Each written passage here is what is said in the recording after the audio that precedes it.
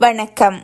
இதழ் டிஎன்டிஆர் வானொலியின் மாலை நேர செய்திகள் வாசித்து வழங்குபவர் வனிதாமதி வரதராஜா.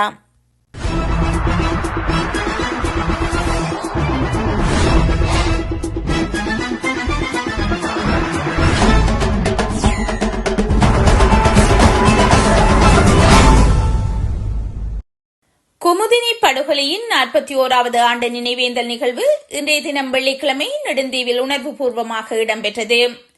மாவிலை துறைமுக பகுதியில் அமைக்கப்பட்டுள்ள நினைவு தூவி வளாகத்தில் காலை 9 மணிக்கு நினைவேந்தல் நிகழ்வுகள் உணர்வுபூர்வமாக இடம்பெற்றன. முதன்மை நினைவு சுடரினை 6 மாத பச்சிளங்குழந்தையை பறிகொடுத்து தானும் படுகாயமடைந்து இன்றும் படுகொலையின் சாட்சியாக இருக்கும் விசுவலிங்கம் அன்னலட்சுமி ஏற்றி வைத்தார்.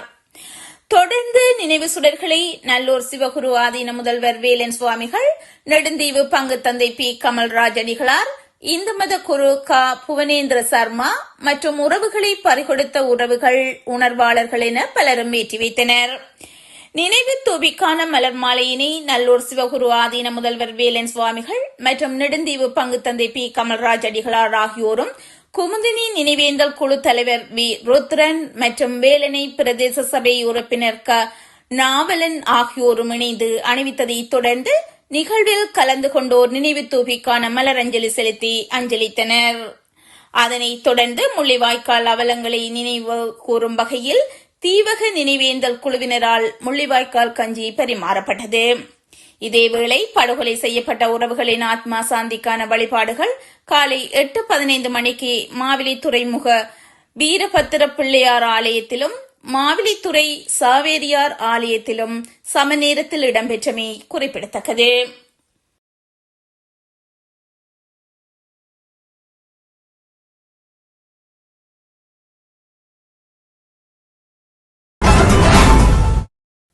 வடக்கு மாகாணத்திலுள்ள ஊழல் அதிகாரிகளால் இடமாற்ற சபையை மீறி ஆசிரியர் இடமாற்றம் வழங்கப்பட்டமையை கண்டித்து இன்று கொட்டும் மழையிலும் ஆளுநர் அலுவலகம் முன் இலங்கை ஆசிரியர் சங்கத்தால் போராட்டம் முன்னெடுக்கப்பட்டது.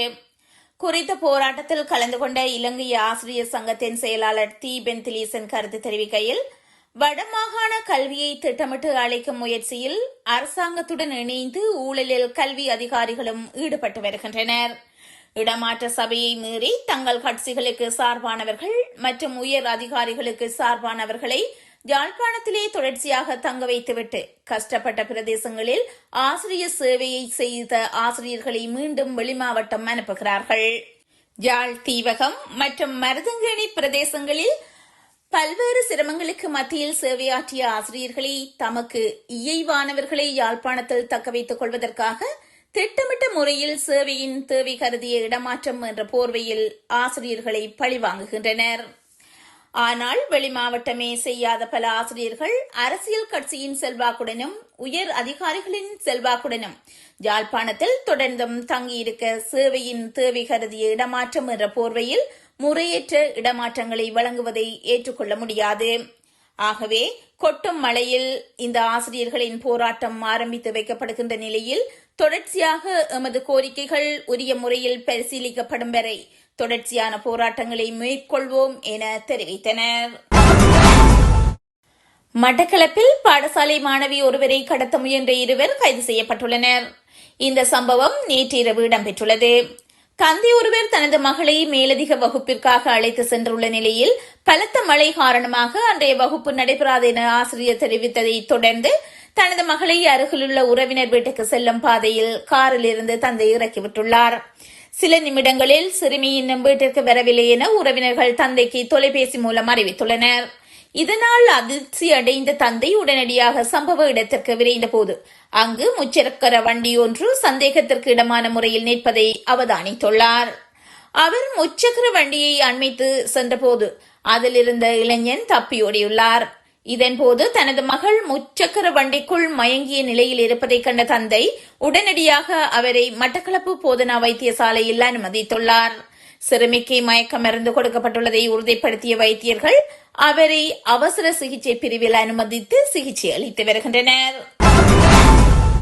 இந்திய கடற்படையின் நட்புறவு பாலங்களை உருவாக்கும் முயற்சியின் தொடர்ச்சியாக 16 நாடுகளைச் சேர்ந்த பல்தேசிய குழுவினருடன் INS சுனைனா எனப்படும் IOS சாகர் கப்பல் நாளை கொழும்பை வந்தடையுள்ளது. இலங்கைக்கான இந்திய உயர்ஸ்தானிகர் ஆலயம் இதனை அறிவித்துள்ளது.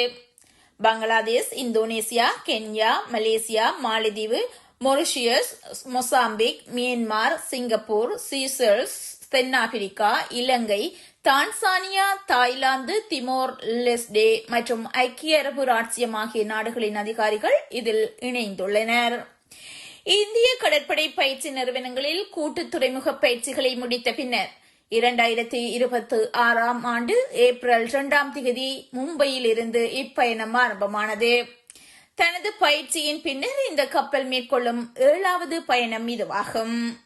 கடற்படை நடவடிக்கைகள், தகவல் தொடர்பு நடைமுறைகள், கடலில் உயிர் பாதுகாப்பு, தீயணைப்பு, சேத தடுப்பு, தேடுதல் மற்றும் கைப்பற்றுதல் நடவடிக்கைகள் மற்றும் மேம்பட்ட கப்பல் கட்டுப்பாட்டு பயிற்சிகள் போன்ற பல விசேட பிரிவுகள் இப்பயிற்சியில் உள்வாங்கப்பட்டுள்ளன.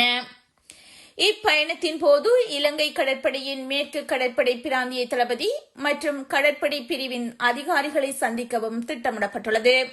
இந்த விஜயமானது கடற்சார் பாதுகாப்பிற்காக கடற்சார் பங்காளிகளுக்கு இடையே ஆழமான உறவையும் ஒத்துழைப்பையும் வளர்க்கும் என இந்திய உயர்ஸ்தானிகர் ஆலயம் மேலும் குறிப்பிட்டுள்ளது. கனடா எல்லை வழியாக இந்திய குடிமக்களை சட்டவிரோதமாக அமெரிக்காவிற்குள் கடத்திய வழக்கில் இந்தியாவை சேர்ந்த இளைஞர் ஒருவர் அமெரிக்க நீதிமன்றத்தில் தனது குற்றத்தை ஒப்புக்கொண்டுள்ளதாக அந்நாட்டு அதிகாரிகள் தெரிவித்துள்ளனர்.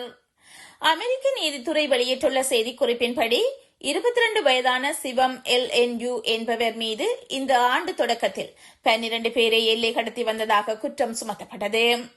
நீதிமன்ற ஆவணங்களின்படி அக்டோபர் 2024 ஆண்டு முதல் ஜூன் 2025 ஆண்டு வரையிலான காலப்பகுதியில் நியூயார்க் மாநிலத்திற்குள் மக்களை கடத்தும் நடவடிக்கைகளை மேற்கொண்டதாக குற்றம் சுமத்தப்பட்டுள்ளது.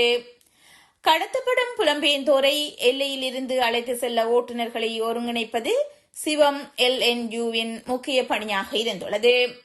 அவ்வாறு அழைத்து வரப்படும் மக்கள் வடக்கு நியூயார்க்கில் உள்ள பாதுகாப்பான வீடுகளிலும் மொன்றியலில் இருந்து சுமார் 100 கிலோமீட்டர் தொலைவில் உள்ள விடுதிகளிலும் தங்க வைக்கப்பட்டனர். ஜனவரி 2025 அமெரிக்க எல்லை பாதுகாப்பு படையினர் 2 வாகனங்களை சோதனையிட்ட போது அதிகாரிகளிடமிருந்து தப்பிச் செல்ல முயன்ற 12 புலம்பெயர்ந்தோரை கண்டுபிடித்தனர். இந்த கடத்தல் மூலம் நிதி லாபம் பெற்றதையும் கடத்தலுக்கு சதி செய்ததையும் சிவம் LNU ஒப்புக்கொண்டுள்ளார். வெளிநாட்டினரை சட்டவிரோதமாக கடத்த சதி செய்தது மற்றும் நிதி ஆதாயத்திற்காக 3 முறை கடத்தலில் ஈடுபட்டது ஆகிய குற்றச்சாட்டுகளை அவர் ஏற்றுக்கொண்டுள்ளார். இதன் அடிப்படையில் அவருக்கு 15 ஆண்டுகள் வரை சிறை தண்டனை விதிக்கப்பட வாய்ப்புகள் உள்ளதாக நீதித்துறை அதிகாரிகள் தெரிவித்துள்ளனர். இத்துடன் இதில் TNTR வானொலியின் இன்றைய பிரதான செய்திகள் நிறைவடைகின்றன. மீண்டும் நமது செய்திகளை நேயர்கள் நாளை கேட்கலாம். நன்றி.